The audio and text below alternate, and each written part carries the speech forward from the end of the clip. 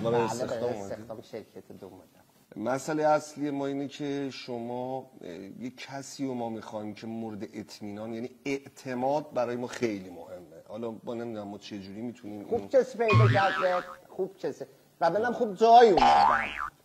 من ببین من تو محله همه بهشم اعتماد دارن. من اونجا صندوق قرض لسنه دارم، همدی هم قرعه کشی میکنیم هر ماه همه پولاش رو پیش منه. شما خیلی موردتون.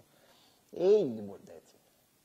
اون چسبی رو که برداشتید، اون پای چسبی که قایم کردید رو لطفاً اونجا بذارید. چیز دیگه هم هست که چه کار به سراحی داری؟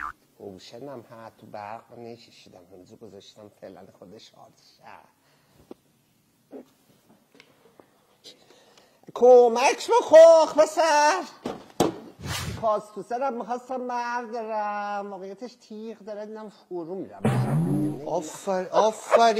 آفرین آقا همینه خانم ما اصلا ببین ما اصلا همچی شخصی میخوایم که یه جوری چجوری اینا رو جا دادی تو. بعد شما چیزایی بزرگتر هم امکانش هست که برداری و اینا، یکل مثلا. برج میلاد کو برج میلاد هم برج میلاد چیکار کردی؟ برج میلاد کجات گذاشتی؟ این خوب آقا، این اوکیه خانم، شما استخدامید. ای والله گفتم. انت الله سلام.